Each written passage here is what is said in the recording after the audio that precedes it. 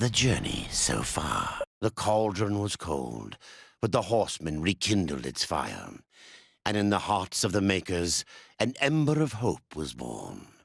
Hope for life, and for what lies beneath the earth. Hey, this is Judgment Awaits playing Darksiders 2 again, and this is part 6 of my series, and I'm going to be going over the tiers of the mountain. This is where you start off in this dungeon, but I'm going to fast forward to this area. This is kind of the central area, and there's not a whole lot to do here, but I just wanted you to see it. Basically, there's two sides here, and you want to get the water flowing to the aqueducts to fill each side, and then you'll be able to go through the middle. Now, I'm not going to show you everything about this dungeon, but I will show you the important things that I think you need to hit upon, and also I'm going to give you some help with the areas that I think might cause you some problems.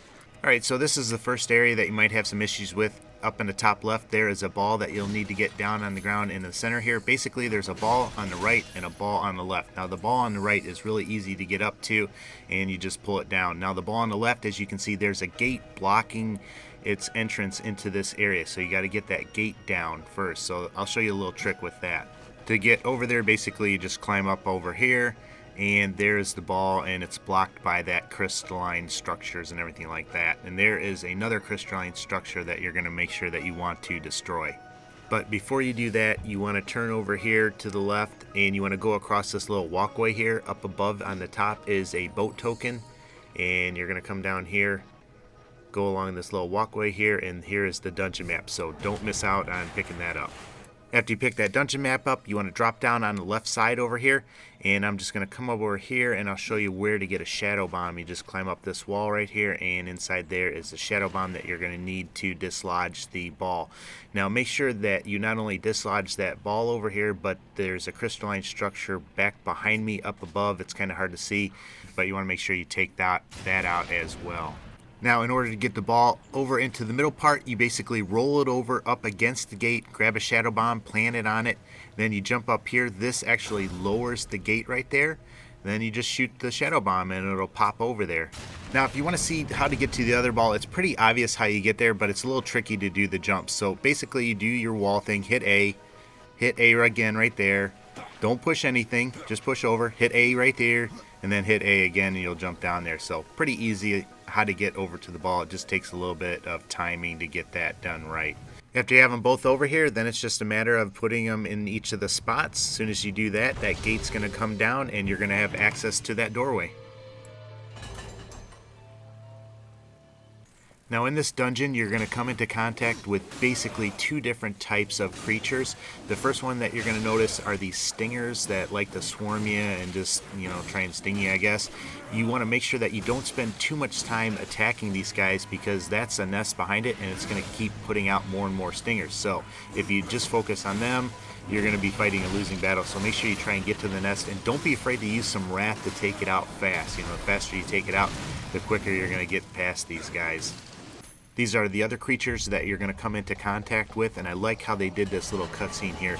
But normally you only face one or two at a time and they're not too bad, but when you got a whole big group of them, then they get a little bit more difficult, because as soon as you attack one, the other one's going to be right behind you, hitting you from behind. So I used a little bit of wrath here, as you can see, but I probably should have saved it for a little bit later on in this fight.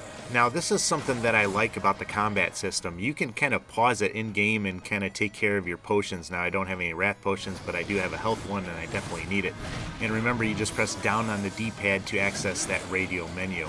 But here comes one of their bigger brothers. This guy's obviously going to be a little bit tougher, but I want to get the little guys away from him so that I can kill them off before I have to worry about that guy, but I don't know how well that's going to work right here. Don't be afraid, though, to use your wrath. Right now I have the teleport slash and the harvester, and I like using the teleport slash against these bigger guys, or any bigger monster in general.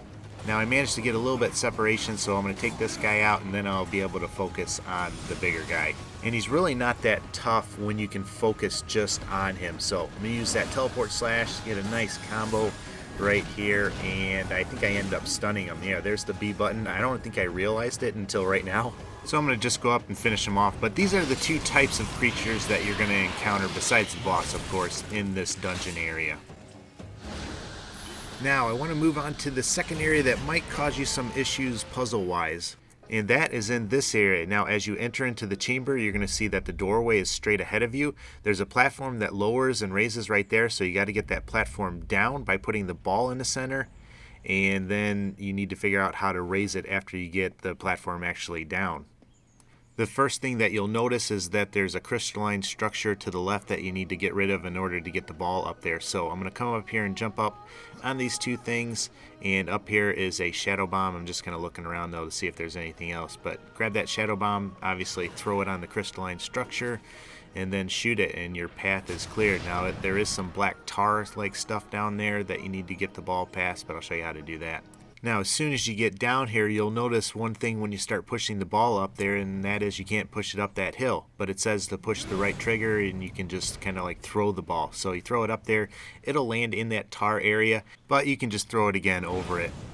Then it's just a matter of going over there and putting the ball in the hole. That will drop the elevator down. Now, the tricky thing is how to get that elevator back up so that you can go up the stairs while you're on it. Well, you're going to need a shadow bomb, so go up and grab one. And then you come up and put yourself on the elevator. You stand on that right in front of the stairs.